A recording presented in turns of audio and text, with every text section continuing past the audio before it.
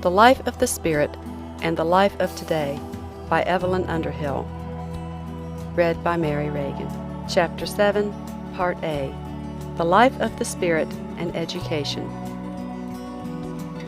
In the past 6 chapters, we have been considering, in the main, our own position and how, here in the present, we as adults may actualize and help on the spiritual life in ourselves.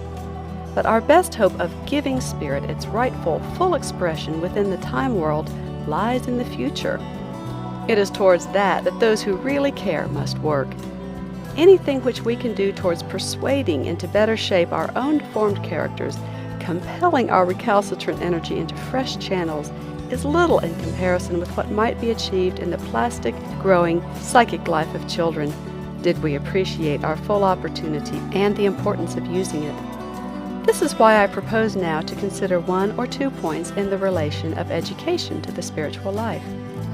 Since it is always well, in a discussion of this kind, to be quite clear about the content of the words with which we deal, I will say at once that by education I mean that deliberate adjustment of the whole environment of a growing creature, which surrounds it with the most favorable influences and deduces all its powers, giving it the most helpful conditions for its full growth and development. Education should be the complete preparation of the young thing for fullness of life, involving the evolution and the balanced training of all its faculties, bodily, mental, and spiritual. It should train and refine senses, instincts, intellect, will, and feeling, giving a worldview based on real facts and real values, and encouraging active correspondence therewith.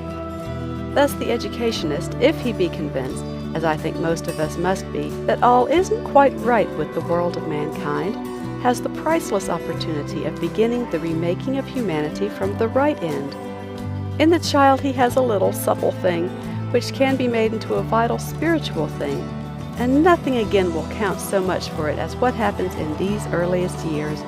To start life straight is the secret of inward happiness, and to a great extent, the secret of health and power.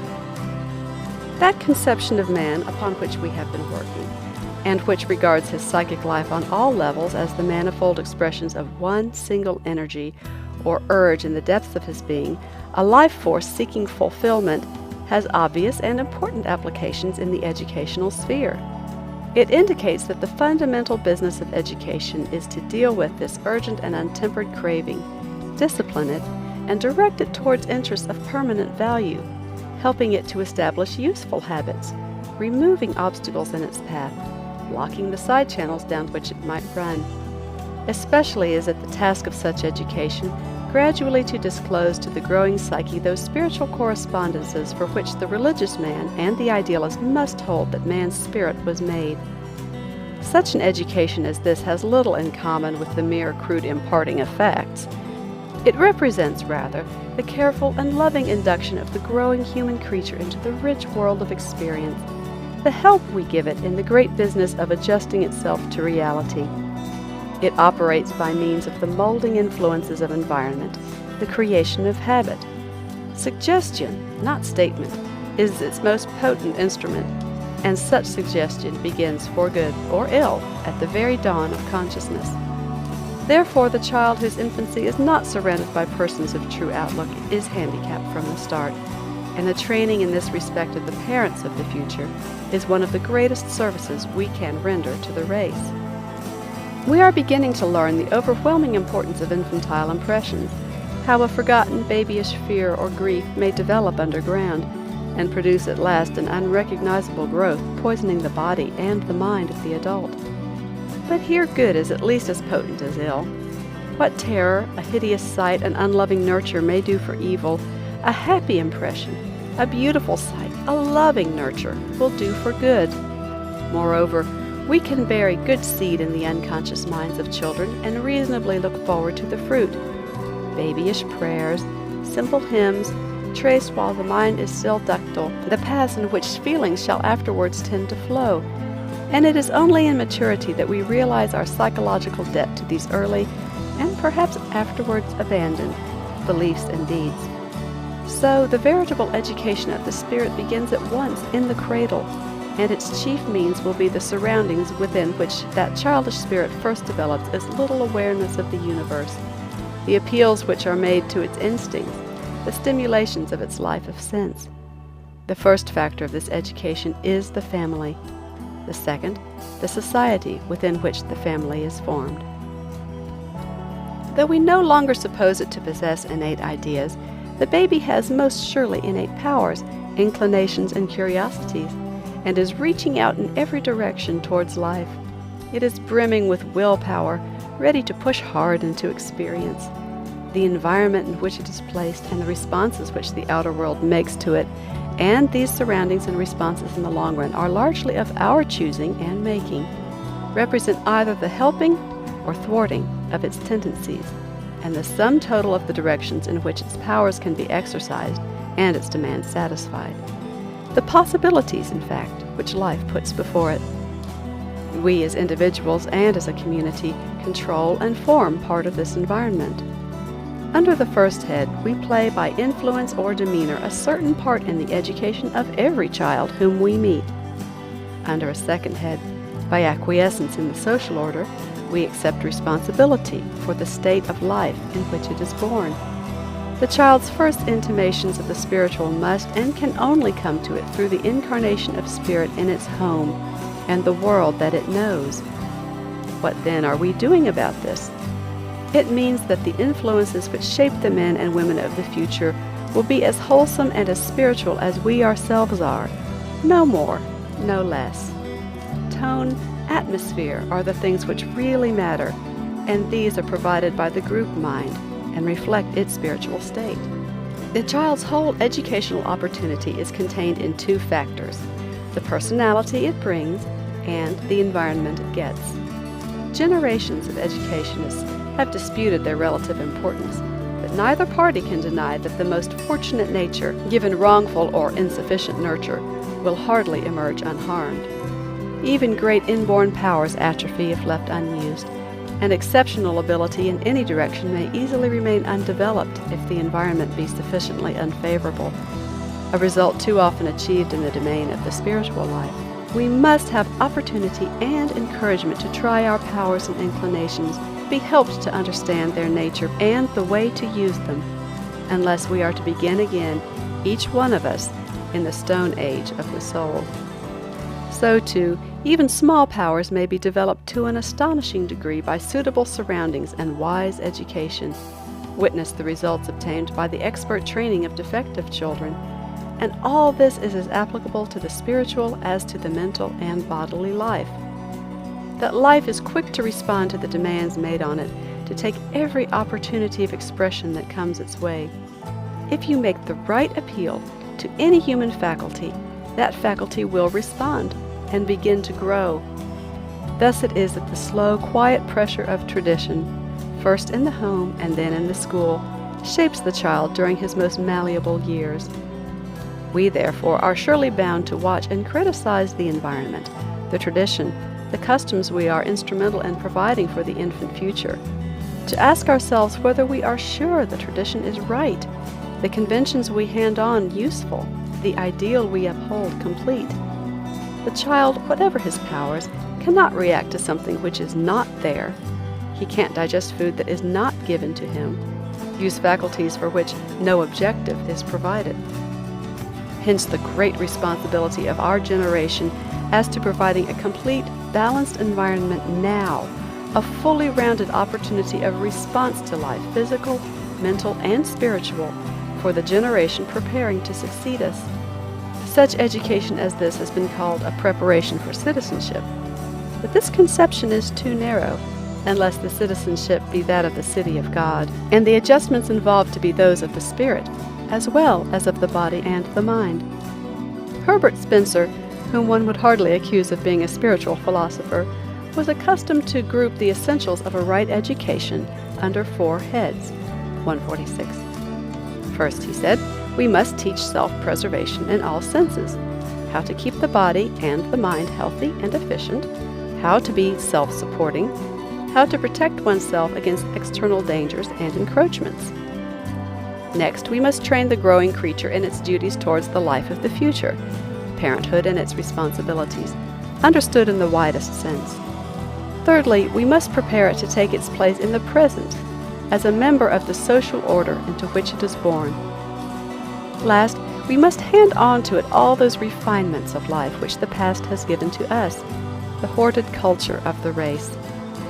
Only if we do these 4 things thoroughly can we dare to call ourselves educators in the full sense of the word. Now, turning to the spiritual interests of the child, and unless we are crass materialists, we must believe these interests to exist and to be paramount. What are we doing to further them in these 4 fundamental directions? First, does the average good education train our young people in spiritual self-preservation? Does it send them out equipped with the means of living a full and efficient spiritual life? Does it furnish them with a health-giving type of religion that is a solid hold on eternal realities, a view of the universe capable of withstanding hostile criticism, of supporting them in times of difficulty and of stress? Secondly, does it give them a spiritual outlook and respect of their racial duties, fit them in due time to be parents of other souls? Does it train them to regard humanity and their own place in the human life stream from this point of view? This point is of special importance in view of the fact that racial and biological knowledge on lower levels is now so generally in the possession of boys and girls, and is bound to produce a distorted conception of life, unless the spirit be studied by them with at least the same respectful attention that is given to the flesh. Thirdly, what does our education do towards preparing them to solve the problems of social and economic life in a spiritual sense? Our only reasonable chance of extracting the next generation from the social muddle in which we are plunged today. Last, to what extent do we try to introduce our pupils into a full enjoyment of their spiritual inheritance, the culture and tradition of the past? I do not deny that there are educators, chiefly perhaps educators of girls, who can give favorable answers to all these questions, but they are exceptional. The proportion of the child population whom they influence is small, and frequently their proceedings are looked upon, not without some justice, as eccentric. If then in all these departments our standard type of education stops short of the spiritual level, are we not self-convicted as, at best, theoretical believers in the worth and destiny of the human soul? Consider the facts. Outside the walls of definitely religious institutions, where methods are not always adjusted to the common stuff and needs of contemporary human life, it does not seem to occur to many educationists to give the education of the child's soul the same expert, delicate attention so lavishly bestowed on the body and the intellect. By expert, delicate attention, I do not mean persistent religious instruction, but a skilled and loving care for the growing spirit, inspired by deep conviction and helped by all the psychological knowledge we possess. If we look at the efforts of organized religion, we are bound to admit that in thousands of rural parishes, and in many towns too, it is still possible to grow from infancy to old age as a member of a church or chapel without once receiving any first-hand teaching on the powers and needs of the soul, or the technique of prayer, or obtaining any more help in the great religious difficulties of adolescence than a general invitation to believe and to trust God. Morality, that is to say, correctness of response to our neighbor and our temporal surroundings, is often well taught. Spirituality, correctness of response to God and our eternal surroundings, is most often ignored. A peculiar British bashfulness seems to stand in the way of it. It is felt that we show better taste in leaving the essentials of the soul's development to chance, even that such development is not wholly desirable or manly, that the atrophy of one aspect of man's made trinity is best. I have heard one eminent ecclesiastic maintain that regular and punctual attendance at morning service in a mood of non-comprehending loyalty was the best sort of spiritual experience for the average Englishman. Is not that a statement which should make the Christian teachers who are responsible for the average Englishman feel a little bit uncomfortable about the type which they have produced? I do not suggest that education should encourage a feverish religiosity, but that it ought to produce balanced men and women whose faculties are fully alert and responsive to all levels of life. As it is, we train Boy Scouts and Girl Guides in the principles of honor and chivalry. Our Bible classes minister to the hungry spirit much information about the journeys of St. Paul, with maps. but the pupils are seldom invited or assisted to taste and see that the Lord is sweet. Now, this indifference means, of course, that we do not, as educators, as controllers of the racial future, really believe in the spiritual foundations of our personality as thoroughly and practically we believe in its mental and physical manifestations. Whatever the philosophy or religion we profess may be, it remains for us in the realm of idea, not in the realm of fact. In practice, we do not aim at the achievement of a spiritual type of consciousness as the crown of human culture. The best that most education does for our children is only what the devil did for Christ. It takes them up to the top of a high mountain and shows them all the kingdoms of this world: the kingdom of history, the kingdom of letters, the kingdom of beauty, the kingdom of science. It is a splendid vision, but unfortunately fugitive. And since the spirit is not fugitive, it demands an objective that is permanent. If we do not give it such an objective, one of two things must happen to it. Either it will be restless and dissatisfied and throw the whole life out of key, or it will become dormant for lack of use, and so the whole life will be impoverished, its best promise unfulfilled. One line leads to the neurotic, the other to the average sensual man, and I think it will be agreed that modern life produces a good crop of both these kind of defectives. But if we believe that the permanent objective of the Spirit is God, if He be indeed for us the fountain of life and the sum of reality, can we acquiesce in these forms of loss? Surely it ought to be our first aim to make the sense of His universal presence and transcendent worth, and of the self's responsibility to Him, dominant for the plastic youthful consciousness confided to our care, to introduce that consciousness into a world which is really a theocracy and encourages aptitude for generous love. If educationists do not view such a proposal with favor, this shows how miserable and distorted our common conception of God has become, and how small a part it really plays in our practical life. Most of us scramble through that practical life, and are prepared to let our children scramble too, without any clear notions of that hygiene of the soul, which has been studied for centuries by experts, and few look upon this branch of self-knowledge as something that all men may possess who will submit to education and work for its achievement. Thus we have degenerated from the medieval standpoint, for then at least the necessity of spiritual education was understood and accepted, and the current psychology was in harmony with it. But now there is little attempt to deepen and enlarge the spiritual faculties, none to encourage their free and natural development in the young, or their application to any richer world of experience than the circle of pious images with which religious education generally deals. The result of this is seen in the rawness, shallowness, and ignorance which characterize the attitude of many young adults to religion. Their beliefs and their skepticism alike are often the acceptance or rejection of the obsolete. If they be agnostics, the dogmas which they reject are frequently theological caricatures. If they be believers, both their religious conceptions and their prayers are found on investigation still to be of an infantile kind, totally unrelated to the interests and outlook of modern men. Two facts emerge from the experience of all educationists.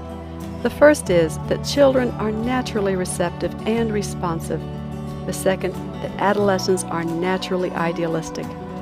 In both stages, the young human creature is full of interests and curiosities asking to be satisfied, of energies demanding expression, and here in their budding, thrusting life, for which we, by our choice of surroundings and influence, may provide the objective, is the raw material out of which the spiritual humanity of the future might be made.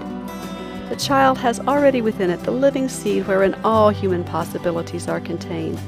Our part is to give the right soil, the shelter, and the watering can.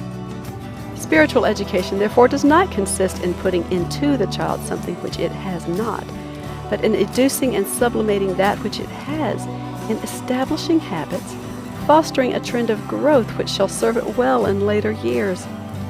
Already all the dynamic instincts are present, at least in germ, asking for an outlet.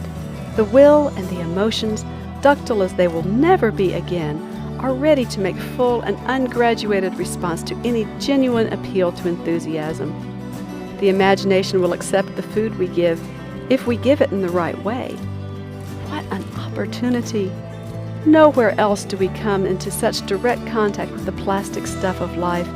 Never again shall we have at our disposal such a fund of emotional energy. In the child's dreams and fantasies, in its eager hero worship, later in the adolescent's fervid friendships or devoted loyalty to an adored leader, we see the search of the living, growing creature for more life and love, for an enduring object of devotion. Do we always manage or even try to give it that enduring object in a form it can accept?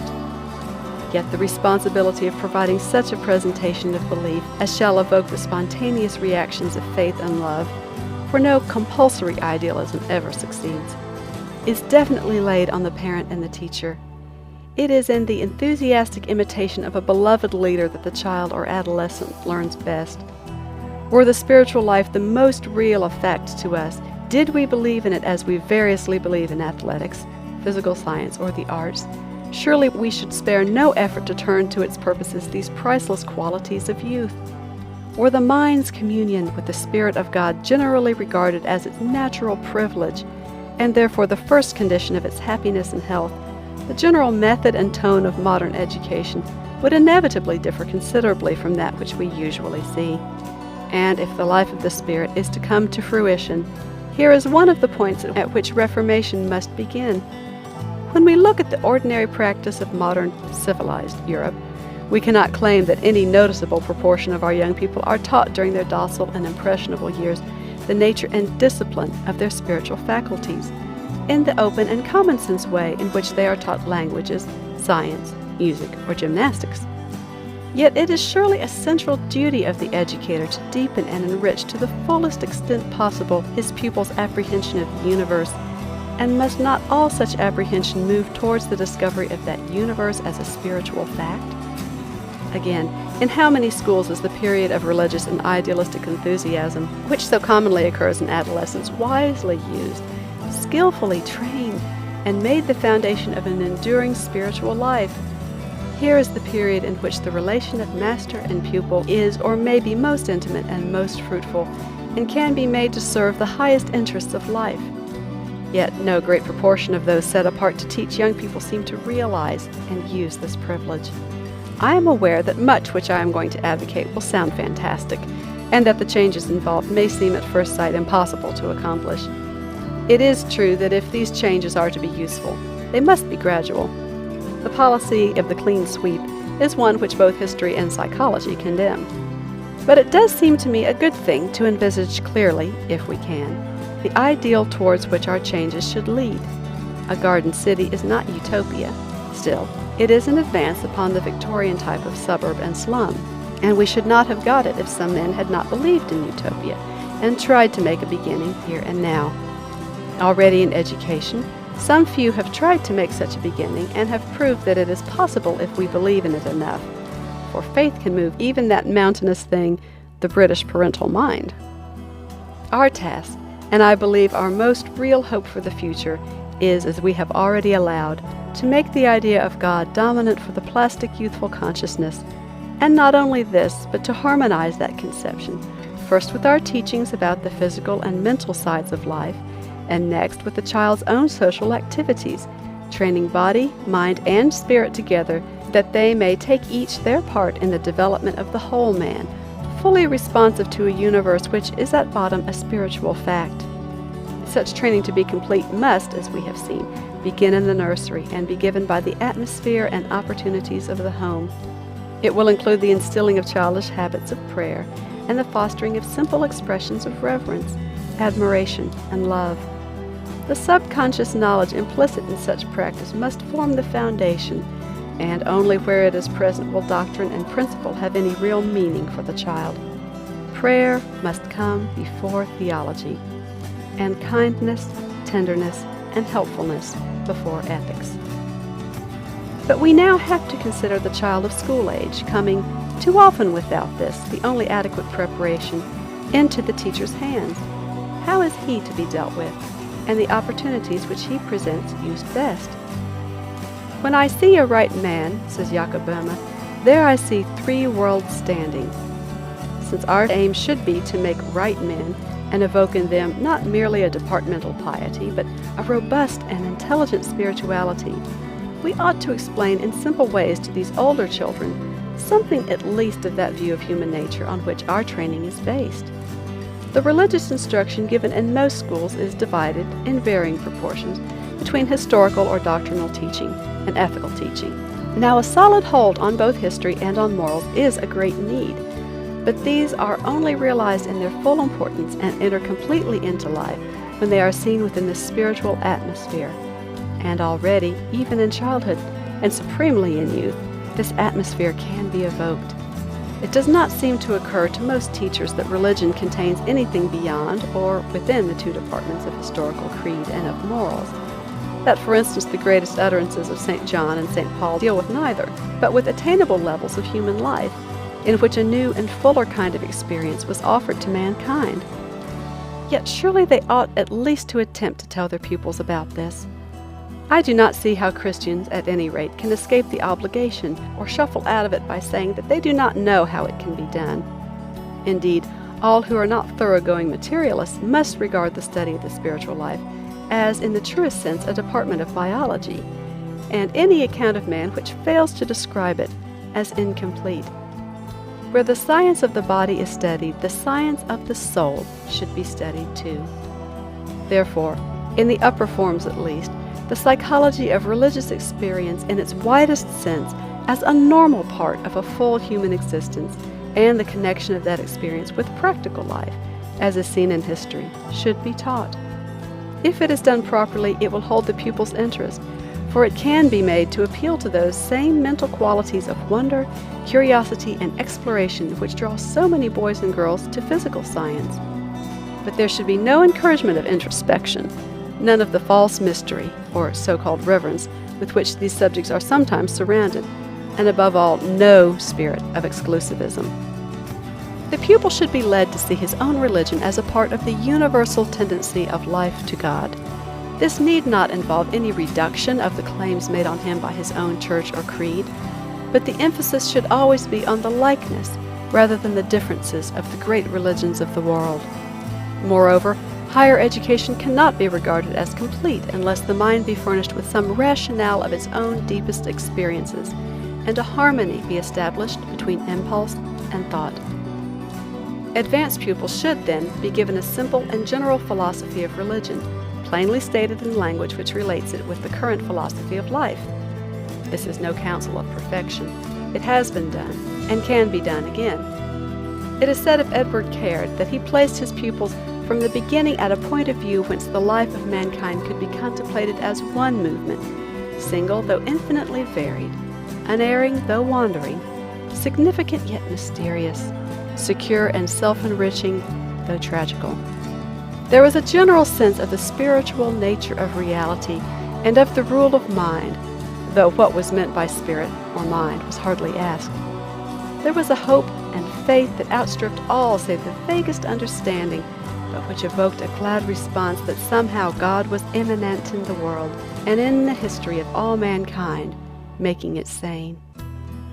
And the effect of this teaching on the students was that they received the doctrine with enthusiasm and forgot themselves in the sense of their partnership in a universal enterprise. 1. Such teaching as this is a real preparation for citizenship, an introduction into the enduring values of the world. 1. Jones and Muirhead, Life and Philosophy of Edward Caird, pages 64-65. End of Chapter 7, Part A.